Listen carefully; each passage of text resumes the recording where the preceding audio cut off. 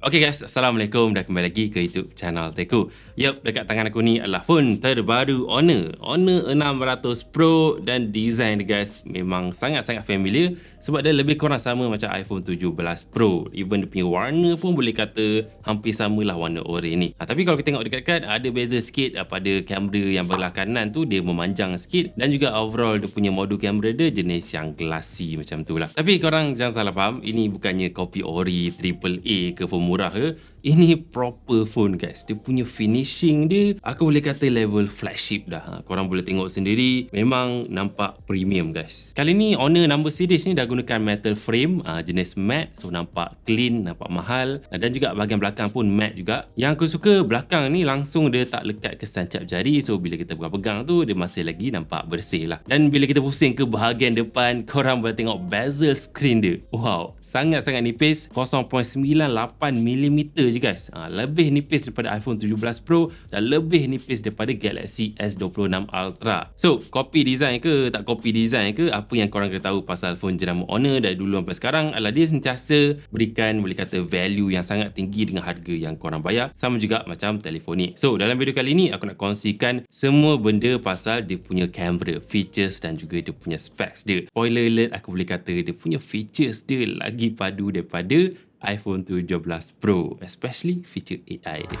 So jom kita tengok. Let's go.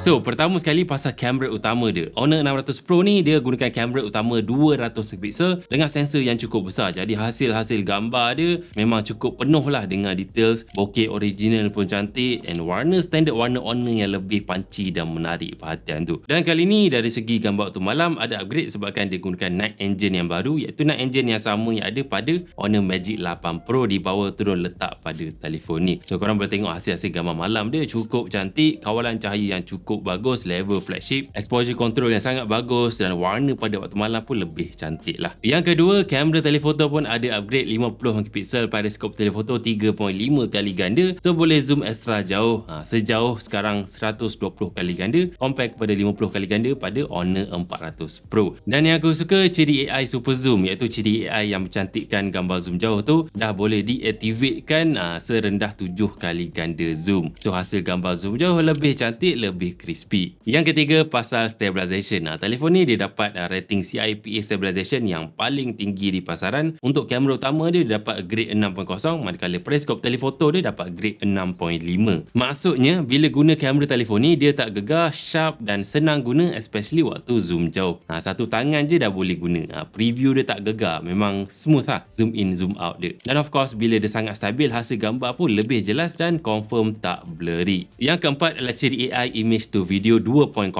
Kalau sebelum ni korang just boleh sekadar tukarkan gambar jadi video, kali ni boleh combinekan beberapa gambar combine jadi satu video, so jadi lebih menarik lah. Boleh kita jumpa dengan orang-orang yang dulu dalam satu video, dan juga sekarang dah boleh masukkan prompt kita sendiri untuk hasilkan video yang lebih tepat mengikut cita rasa kita lah. Dan lagi satu, kalau korang malas nak fikir, dah ada 14 jenis template yang tersedia untuk korang play around. Tapi jangan risau, kalau korang jenis yang tak guna sangat feature AI image to video tu, telefon ni dia ada pelbagai lagi ciri AI yang confirm dapat bantu korang lebih function. Antaranya adalah ciri AI pose suggestion. Ini kalau korang nak ambil gambar tapi tak tahu nak posing macam mana, korang just tekan tepi ni magic pose dan dia akan tunjukkan sampel-sampel gambar yang berkaitan dengan tempat yang korang nak ambil tu. Dan selain daripada tu, telefon ni ada ciri AI photo agent, iaitu boleh kata one stop center untuk korang edit gambar. Boleh adjust composition, boleh buang orang, boleh blurkan background, boleh tukar jadi style yang berlainan, watercolor, kartun dan sebagainya. Dan kalau nak custom pun boleh, korang just boleh masukkan prompt korang melalui tulisan ataupun percakapan. Memang function. Lagi satu yang aku suka, Honor 600 Pro ni dia ada ciri magic color yang diperkenalkan pada Honor Magic 8 Pro. So kita boleh extract color daripada gambar lain, letakkan pada gambar yang kita ambil. Kita suka gambar Leica, kita suka warna dia, kita extract warna Leica, letakkan pada gambar yang kita dah snap.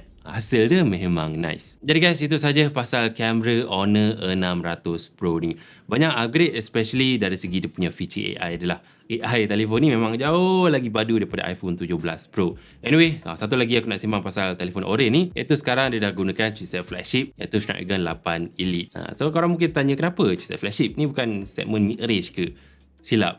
Kali ni Honor number series ni dia dah upgrade ke flagship budget. So harga dia akan upgrade sikit setanding dengan spek-spek baru yang level flagship lah. So itu saja pasal Honor 600 Pro. Untuk spek yang lain-lain tu korang boleh stay tune pada review penuh nanti. So komen sikit pendapat korang pasal Honor 600 Pro. Like video kalau korang suka dan subscribe YouTube channel Teku kalau video ni membantu korang. Dan jumpa lagi pada video akan datang. Safe hati dan happy. Bye bye.